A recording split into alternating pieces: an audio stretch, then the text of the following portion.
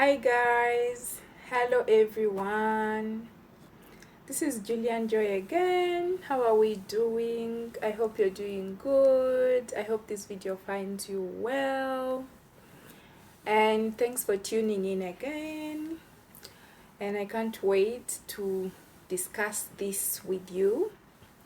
So, if you're a doctor in Uganda, East Africa, let's say Kenya, Tanzania, or any part of Africa, and deep down you're thinking about PLAB, but you feel confused, you feel overwhelmed, or you feel stuck, this is a video for you. So stay with me.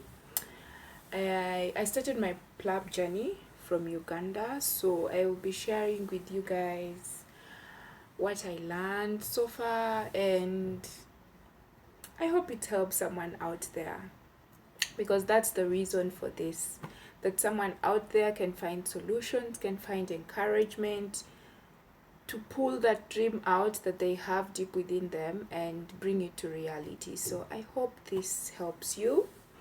So let's roll on. What is PLAB? PLAB stands for Professional Linguistic and Assessment Board Exam.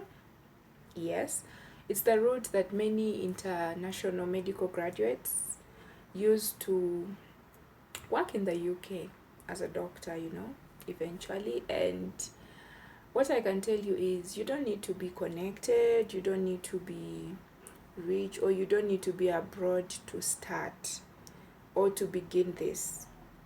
You just need to have the desire within you, from any part of Africa that you're watching this from.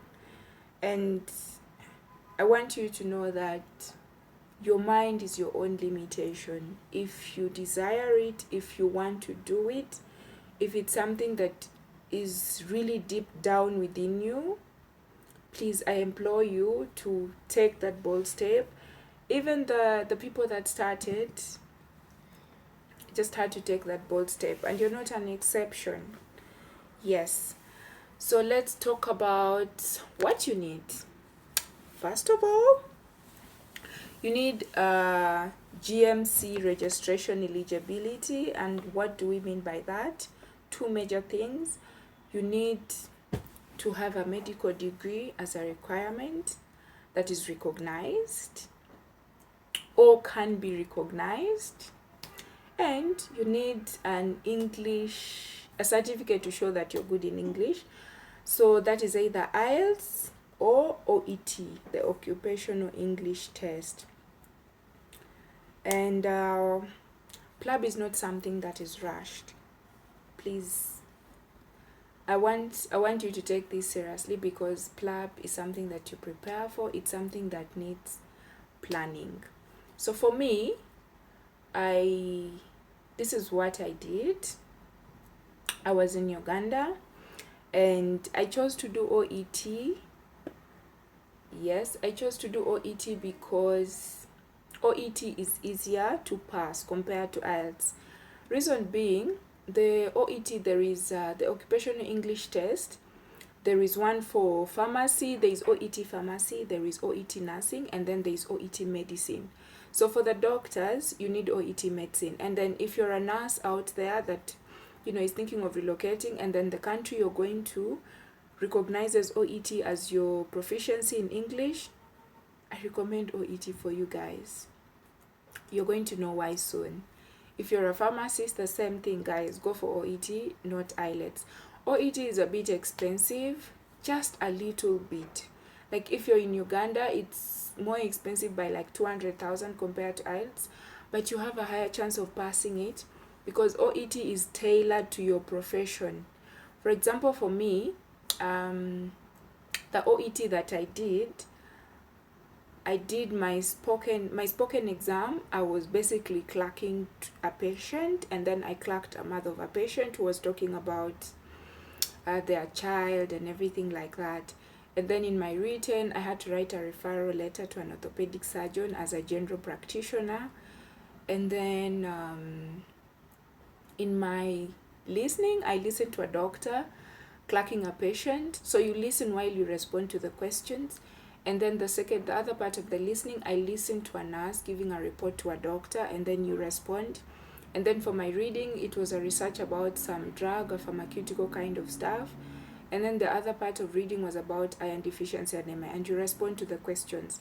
So you see that this is really medical, like it's tailored to your profession, so it's easier to pass, because this is something we've already been familiar with in medical school.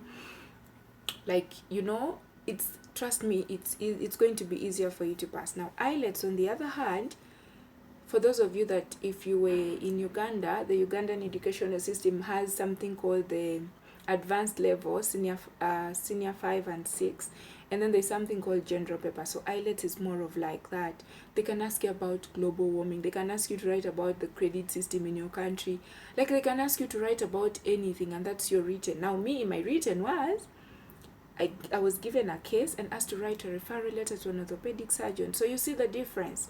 So if you do the occupational English test, it's more of tailored to, you know, something that you're familiar with. So it's easier to pass. And actually, most people have testified that the ones who sat IELTS, some fail the first time, the second time, and then they do OET and pass it the first time. For me, I passed it the first time, and I prepared for only 9 days. So how do you book that OET? If you're from Uganda, Uganda has an OET center. It just has one OET center. You go book it online. The center is in Kololo, in Eastbat University. No, not Kololo, sorry, Lugogo, in Eastbat University. But you're going to do your OET spoken exam from home or an office setting. Me, I did mine from home. So you book the exam in a time frame you feel you're comfortable enough to prepare for the exam. For me, I booked within 9 days that I would be ready. The reason I did that, I had to use my national ID, which was expiring, and it was expiring in 10 days. So I had to use it and, you know, do the 9 days before it expires. That's why I did that. But if you feel you need more time to prepare, it's fine. You can go to YouTube and check out what how you need to prepare for that exam and what you may need. There's a YouTube channel called E2. It's just capital E and 2. It will guide you a lot about how to prepare for your OET. However, when you also book the exam, there are preparation materials in the site that they give you. Everything you'll find it online. Just go on your Google, type OET, it will lead you to the website, and then you can book and all that stuff. I wasn't guided on this. I just, you know, kept following directions. So it's something you honestly can do. You just need to have that will. And then if you're in Nairobi, the same thing. There's an OET center, and you can follow the same steps. Wherever country you're in Africa, just go check online and see if they have an E2 website. Sorry, not E2. An OET website. You go check them out. For me, what I did is, actually before I booked the exam, I went to physically confirm. So I went there physically, I confirmed the center, and then that's when I went ahead and booked the exam.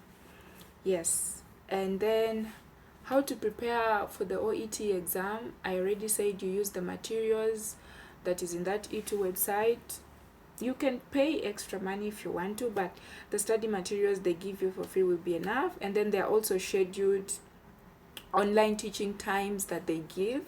That will also be enough for you. Just make sure you put in your alarm and attend it, and you'll be good, because there are things that you're familiar with. They just want to check your English, how your English sounds when you're speaking to a patient. Is it good enough? And, you know, that's what they need.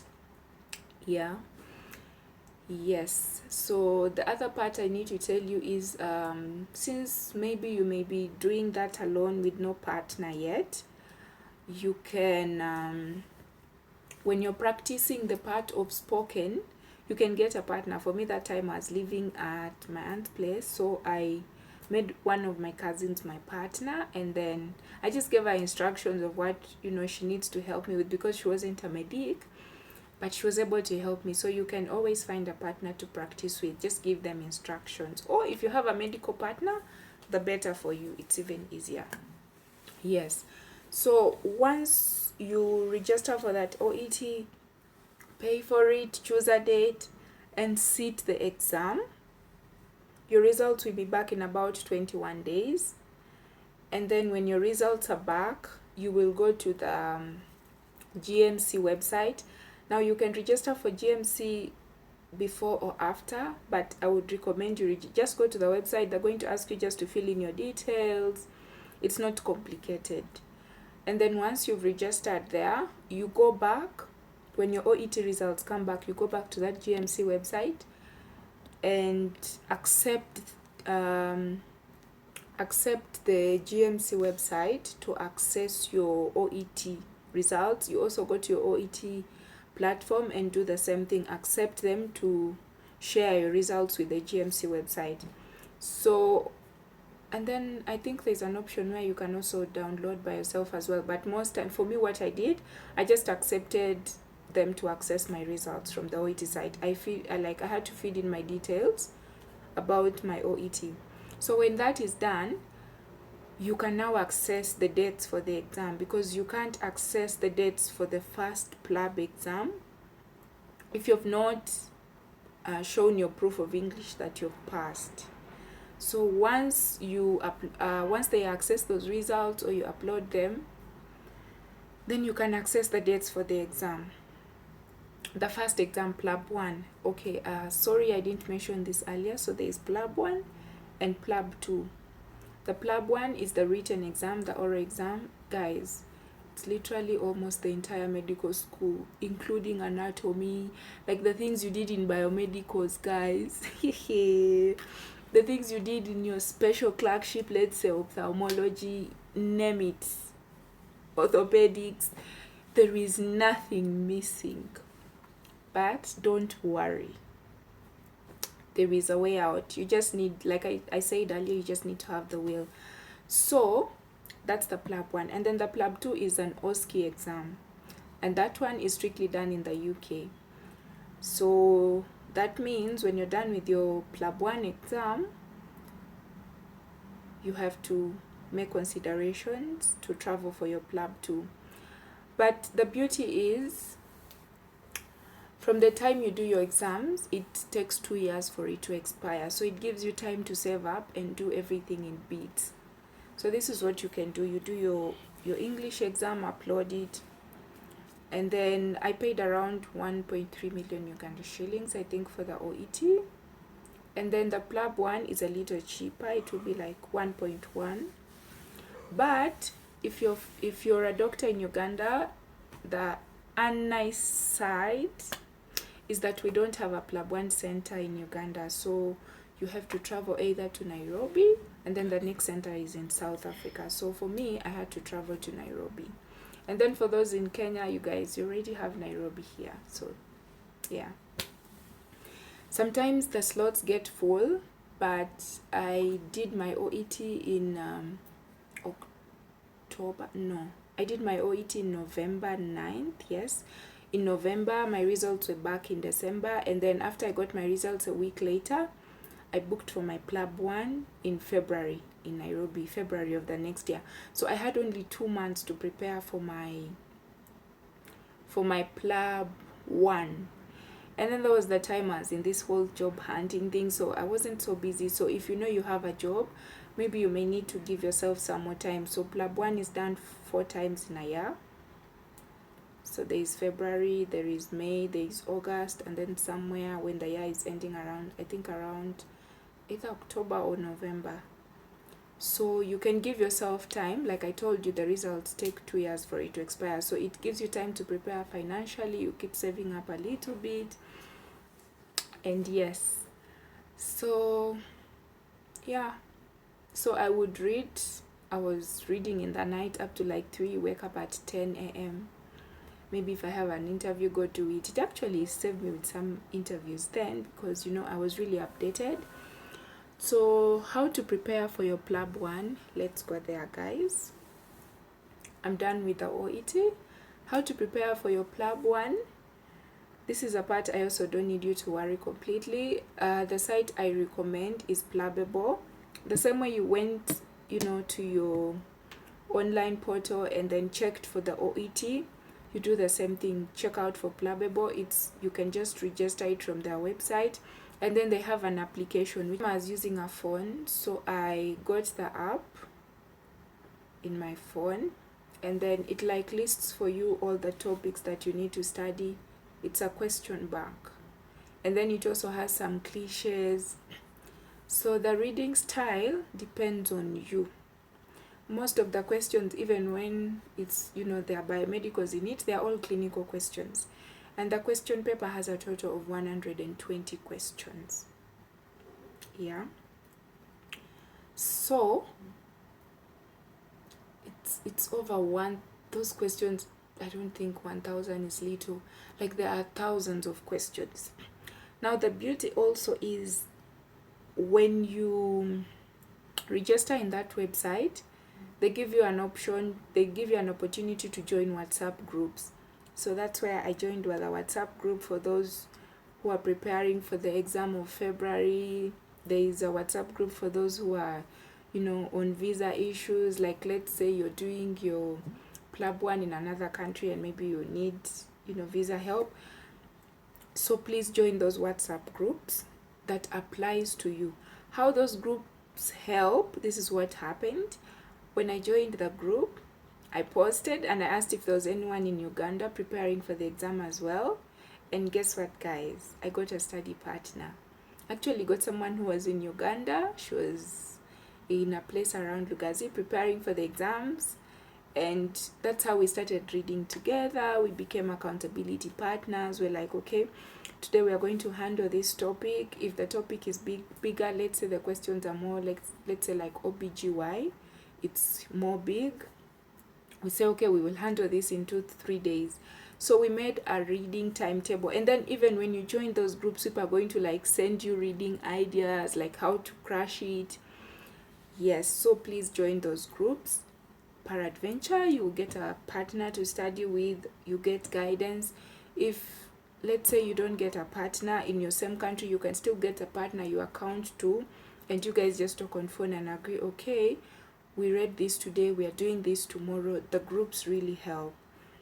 So when you join those groups, for me, the study partner I got, we even planned, we traveled with her, we booked an Airbnb in Nairobi to stay in together, and we were cramming together because we had to come 2 days to the exam. And then even before that, we met up at each other's, homes where we were staying. Like, if she has time, she comes over to where I was. If I have time, I go over to where she was, throughout that period of January before we went for the exam. So the groups will really help, and be intentional about it. The exam is something you can pass. So yes, I passed it in first attempt with that preparation time period that I told you guys. But if you're working, please, you can have more preparation time. Let's say give yourself 4 months and give yourself a schedule. It really works out. Yes, and then when you come for the exam day, you're going to build another network, and still you'll have those WhatsApp groups. People will be asking, who is in this country? We prepare, we go for PLAB 2 together, and this and that. So it's really helpful, and it gives you even time, like month. And another interesting thing is that day after the exam, that same place, people will be distributing flyers, how to prepare for PLAB 2, who wants to join my study group, there's a discount if you join the study group.